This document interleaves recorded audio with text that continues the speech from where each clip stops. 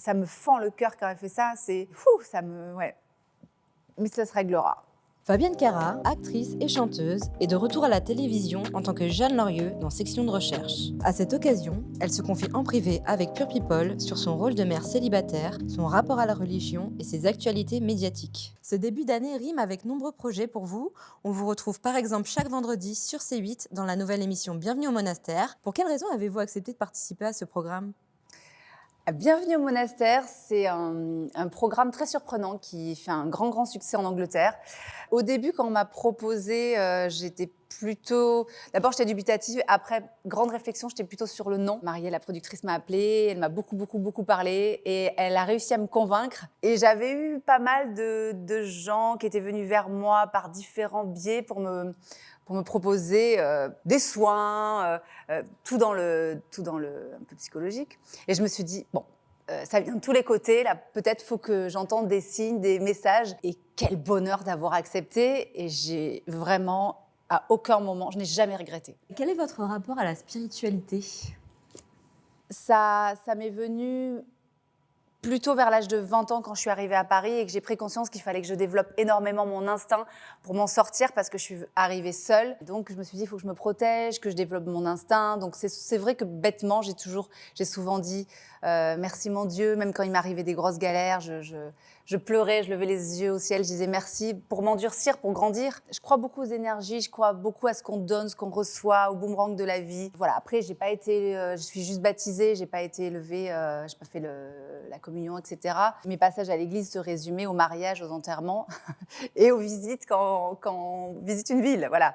Comment est-ce que vous avez vécu ce tournage ? Avec beaucoup d'appréhension, beaucoup de questionnements, parce que c'est vrai qu'être face au silence pendant une semaine, sans téléphone, sans contact avec sa famille, je peux vous dire qu'on se pose beaucoup de questions. Mais après la semaine, je l'ai vécu extrêmement bien parce qu'on se rend compte qu'il n'y a pas que la parole dans la vie, que nous avons d'autres sens. On peut parler à notre caméra dans la chambre, on a plein d'activités où on est censé, où on participe à la vie en communauté. Par exemple aussi dans la montagne, on va nous dire, voilà, on vous laisse...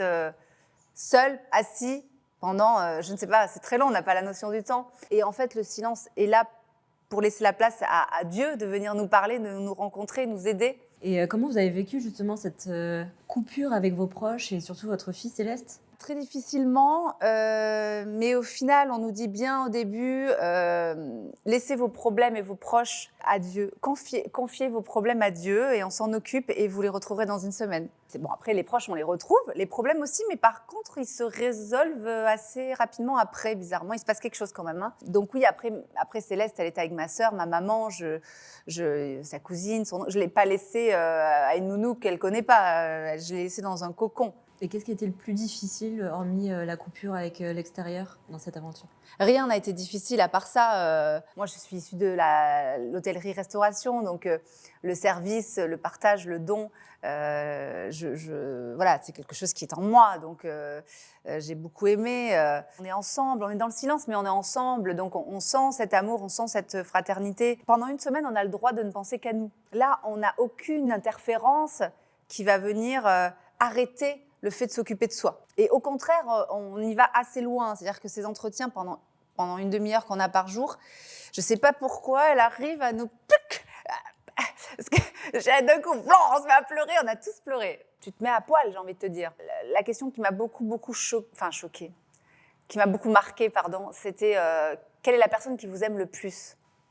J'ai pas su quoi répondre. Ma fille était plus petite que maintenant, donc il y a une grosse différence. Donc maintenant, ça devient une petite personne. Avant, c'était encore un grand bébé. Mais bon, ma fille, bien sûr qu'elle m'aime, mais c'est par obligation, j'ai envie de dire, elle n'a pas le choix. Franchement, ça m'a fait pleurer, cette question. Je ne savais pas quoi répondre. Et la réponse, c'était moi-même. Il faut s'aimer soi-même, s'accepter comme l'on est et intégrer qu'on est parfait comme l'on est. Et une fois qu'on a intégré ça, les gens qui ne nous aiment pas assez vont s'en aller d'eux-mêmes et les gens qui nous aiment vraiment comme l'on est et qui vont nous remettre en question s'en vont. Et les gens qui nous aiment comme on est arrivent dans notre vie. Et ça ne vient que du fait que l'on s'aime vraiment. On n'est pas un taureau dans une arène. Dans la vie, on prend des flèches, on prend des coups, mais il faut réussir à les enlever et à ne pas souffrir, à défaire les nœuds d'une écharpe et à bien la lisser lors d'une dispute comme un nœud. Il ne faut pas les accumuler, les nœuds. En fait, si on n'est pas en tort, on peut dire pardon, mais dans sa tête, on pense le mot pardon coupé en deux. C'est-à-dire qu'on fait une part de don de soi-même, ou une part de don de notre bonté à la situation. Mais on ne pardonne pas vraiment. Et ça m'a beaucoup aidée aussi. Vous partagez l'aventure avec 5 autres candidats. Quelles étaient vos relations? Bon, on se parlait pas. Non, mais très bien, très très bien. On a appris à se réconforter avec les gestes, avec le regard. Après, moi, ça m'a beaucoup aidé cette expérience sur. Moi, je me suis toujours un peu sentie exclue des groupes ou un peu légèrement parano. Là, il n'y a pas de tout ça.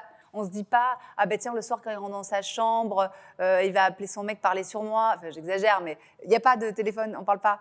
Il n'y a pas de, ah, est-ce que j'ai pas dit, j'ai pas fait une boulette dans la journée. Non, il n'y a pas, on parle pas. Donc tout ça, c'est vachement bien pour s'intégrer. Quand on est comme moi, un petit peu. Pourtant, lors d'une interview, vous avez confié que vous êtes dysmorphophobique et une éternelle complexée qui s'est toujours sentie laide et grosse. D'où vient ce manque de confiance en vous? Je sais pas. C'est viscéral. Certainement de l'enfance. En tout cas, moi, je dis à ma fille toutes les 5 minutes qu'elle est belle. Et je pense que ça marche bien parce qu'elle a confiance en elle pour l'instant.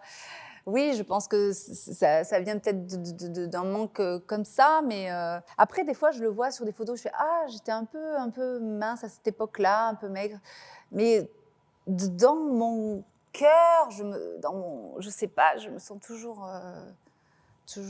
pas comme il faut, quoi. Et pour quelles raisons ça vous arrive de parfois avoir l'impression qu'on parle sur vous? Non, mais ce sont des exemples. J'ai pas cette sensation forcément, mais c'est un exemple où moi, c'est vrai que je me sens toujours un peu en marche par rapport aux autres. Je me sens toujours un peu différente des autres. Mais c'est un sentiment intrinsèque, je peux pas expliquer. On est comme on est. Hein. C'est comme la dysmorphophobie, c'est en soi. Hein. Et en début d'émission, vous évoquez un burn-out. Est-ce que vous pouvez nous en dire plus? Ah oui, c'est vrai que j'ai dit ça. Alors, ma fille est un peu insomniaque, un petit peu hyperactive. C'est-à-dire que m'asseoir devant la télé le soir, regarder un film ou quelque chose, ça n'existait plus. C'était du minuit, 1h tous les soirs. Tous les soirs. Maintenant, ça va un peu mieux. J'ai des petites techniques, mais c'est un peu plus tôt. Mais vraiment, c'est dur à sel, ma fille. C'est-à-dire qu'elle s'endort, elle s'apaise. Et puis, c'est comme quand on est au théâtre, qu'on ne doit pas s'endormir, mais qu'on lutte. C'est ça, c'est comme ça. Ah ben c'est reparti. Et bon, maintenant, avant, c'est pas le cas, mais là, maintenant, elle saute, elle se relève, machin. Forcément, au bout d'un moment, on a beau l'aimer de tout son cœur. Des fois, on est un peu au bord du pétage de plomb. Vous avez déclaré « J'ai une petite fille qui s'appelle Céleste. Elle est arrivée par l'opération du Saint-Esprit. Je ne pouvais pas avoir d'enfant et j'ai couché une fois avec un homme. Une fois et elle est arrivée. C'est vraiment le destin. » Je ne pensais pas que j'étais enregistrée à ce moment-là.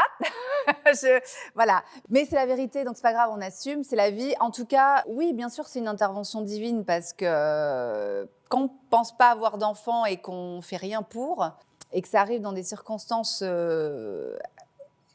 uniques, on se dit oui, il y a quelque chose qui est du domaine du destin et de la divinité. Donc je l'ai appelée Céleste. Obligée. Elle me fait rajeunir, Céleste. Bon, après, elle me fait beaucoup d'insomnie, donc c'est fatigant aussi. Mais ce qui a changé, c'est que c'est ma priorité et que je ne ressens plus ce vent de liberté. C'est vrai que quand j'ai une soirée de libre pour aller à un festival ou une soirée boulot ou quelque chose, même si, hop, d'un coup, je me sens libre, je pense à Céleste, qu'il faut que je rentre pour elle, etc. Donc, oui, ça change. Votre public a aussi le plaisir de vous découvrir sur scène avec votre nouveau spectacle « Né de père trop connu ». Comment ce projet est-il né ? La scène offre un rapport incroyable avec le public. On a un partage qui est dingue. Déjà, après, je fais des dédicaces, je rencontre les gens. Mais on a cette interaction avec les gens qui est dingue. Au-delà de nous porter, nous, on peut les porter, on peut être en connexion avec eux. À l'endroit, mais à l'envers. J'ai rien compris. Mais comme ça ou comme ça? Comme ça. Donc t'avais mes écrans face là.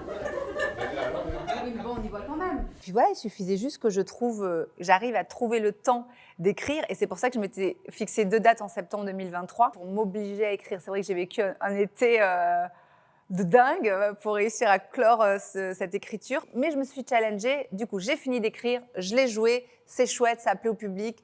Moi, j'ai pris du plaisir. J'ai intégré des chansons aussi. Voilà, donc c'est pour toutes ces raisons que je fais ça. Ouais. Et vous y abordez un sujet qui vous touche particulièrement, celui de la naissance de votre fille, Céleste, née, comme vous le dites vous-même, d'un géniteur. Qu'est-ce qui vous a poussé à en parler ? J'ai un rapport avec le public où j'aime bien être sincère et j'aime bien dire les choses. Ah, alors, ça peut choquer ou pas, mais en tout cas, les messages que je reçois sont des messages de remerciement. Il y a beaucoup de femmes qui vivent la même chose que moi, qui vivent la maternité seule, avec souvent des déceptions. Ça ne vient pas de grand bonheur, hein, généralement. Beaucoup de femmes se retrouvent en moi, puisent de la force, m'en donnent aussi parce qu'elles voient que ce n'est pas facile. Il y a la question aussi de la présence masculine. La place de la maman seule est très difficile. Et c'est vrai qu'il y a beaucoup de choses dans la vie qui ne sont pas aménagées pour les mamans seules. C'est pas qu'on est des handicapés, mais vraiment, c'est pas facile, quoi. C'est vraiment pas facile. Un papa, c'est important, un homme, c'est important, une présence masculine, c'est important. Mais rien qu'à la maison, quand le bébé pleure, qu'on doit faire le bibi, nous-mêmes, se laver les dents, se doucher, se faire un shampoing, se faire un brushing, je vous assure que quand on est seul, on n'y arrive pas. Alors peut-être que je m'organise très très mal, mais c'est très compliqué. Et est-ce que c'est une sorte de thérapie pour vous d'évoquer ce sujet sur scène ? Je pense en vrai que tant que le géniteur n'aura pas reconnu Céleste, il y aura toujours une petite faille en moi, mais pour elle, quoi. Pour elle, son identité, là, elle commence à comprendre, elle commence à voir les êtres humains qu'il y a dans la vie, elle les énumère souvent, ça me fend le cœur quand elle fait ça. Elle énumère les gens qui l'entourent, quoi. C'est fou, ouais. Et voilà, après, c'est vrai que des fois, elle crie le mot papa, je ne sais pas pourquoi elle fait ça, c'est horrible. Mais ça se réglera. Est-ce que vous pensez justement à ce fameux jour où vous lui expliquerez la situation ? Je lui dis tout le temps.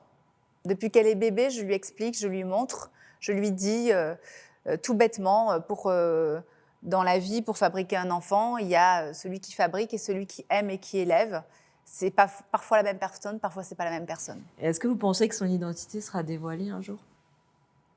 Je pense pas, je sais pas. Je sais pas si ça intéresse les gens. Et vous pensez qu'un jour il pourrait revenir dans la vie de Céleste ? Oui, bien sûr. On est tous face à la réalité un jour. On est tous face à nous-mêmes. Vous en parlez ensemble ? Pas du tout, non, mais je parle pas avec lui. D'accord. Vous abordez les hommes en général, aussi ceux qui vous ont fait du mal. Justement, quelle est l'histoire d'amour qui vous a fait le plus mal ? L'homme qui m'a fait le plus mal, alors, je pense que c'est mon ex-mari. Mais malgré lui. En fait, c'est ce qui est ressorti dans mes traumatismes. Après, dans mes gros traumatismes aussi, il y a eu la naissance de ma fille. Donc aussi le géniteur, malgré lui aussi. C'est un traumatisme très ancré, était très fort en moi. J'en étais pas consciente. On sait que vous avez été en couple avec Alain, ancien candidat de Mariés au premier regard. Pour quelle raison ça n'a pas fonctionné entre vous ? Parce que c'était pas lui. Ça a fonctionné pendant 1 an parce qu'à ce moment-là de notre vie avec Céleste, on avait besoin d'amour. Autant moi en tant que jeune maman et autant qu'elle en tant que bébé. Voilà, ça a duré 1 an et aujourd'hui, il est toujours présent dans notre vie. Il demande toujours des nouvelles de Céleste.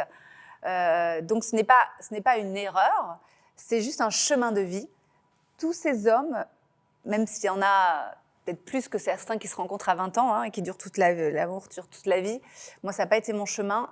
Chaque chose a servi, chaque chose a construit, chaque chose est comme un Lego qui est essentiel et qui nous amène après au vrai bonheur. Mais s'il avait manqué un Lego, je ne serais pas ce que je suis aujourd'hui. Et j'ai eu besoin d'être construite comme ça. Et aujourd'hui, est-ce que vous croyez encore en l'amour ? Bien sûr, plus que jamais.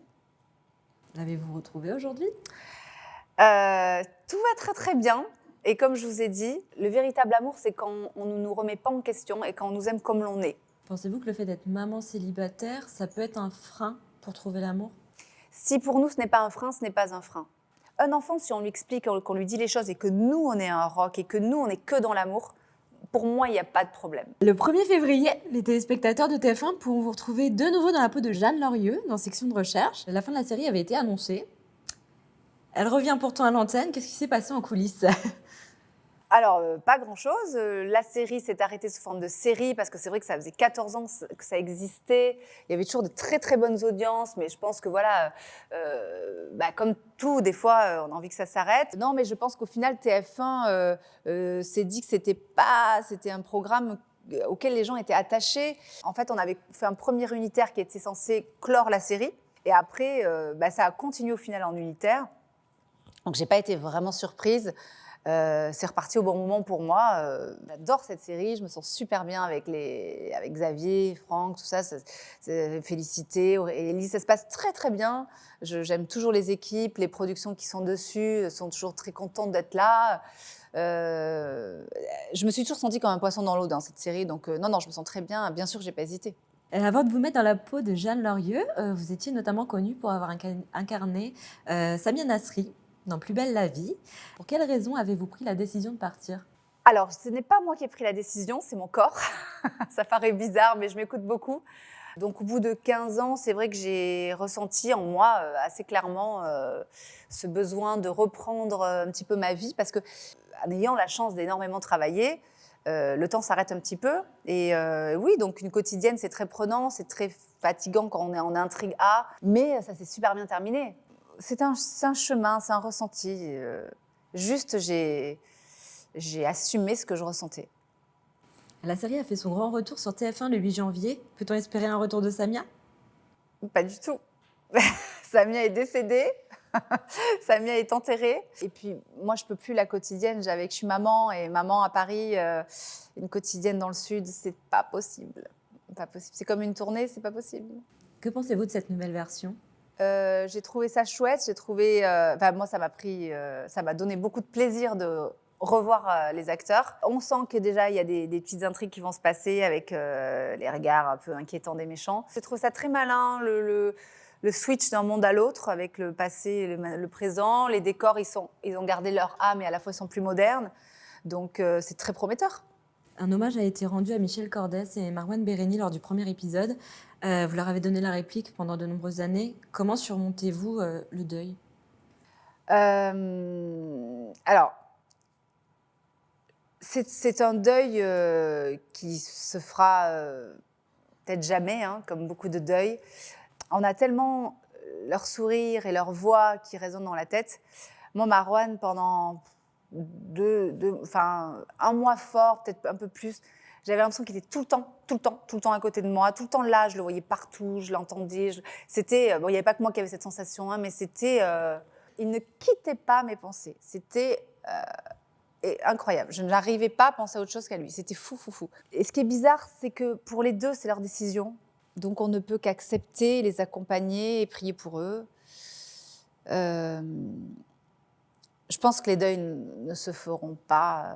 On ne peut pas, ils sont trop vivants en fait, c'est bizarre. Vous êtes sous le feu des projecteurs, tout comme votre sœur, Carole, avec laquelle vous vivez. Comment avez-vous eu l'idée de cette colocation ? Quand je me suis séparée, je suis allée vivre avec eux en 2019 et leur fille est née, je crois, quelques jours après. Et puis la coloc s'est super bien passée. Il y a surtout le confinement qui est arrivé tout de suite après. Donc on a été immergés dans cette vie un peu en vase clos qui s'est bien passée. Et c'est surtout Carole qui a fait un coup de maître parce qu'elle a transformé un 3 chambres en 5 chambres. Et c'est vrai qu'il y avait un bureau qu'elle a transformé en chambre d'amis et une cuisine qu'elle a transformée en chambre. Et une cuisine, pour lui donner l'âme d'une chambre, c'est quand même un challenge. Et on avait vu que Stéphane Plaza, vous avez trouvé un appartement dans Recherche Appartement Maison. Est-ce toujours le même ? Toujours le même.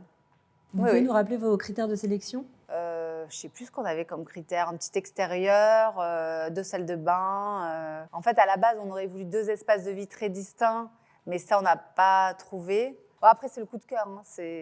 Après, c'est une énergie, on ressent ou on ne ressent pas, quoi. Plein de célébrités sont victimes de cambriolage en ce moment.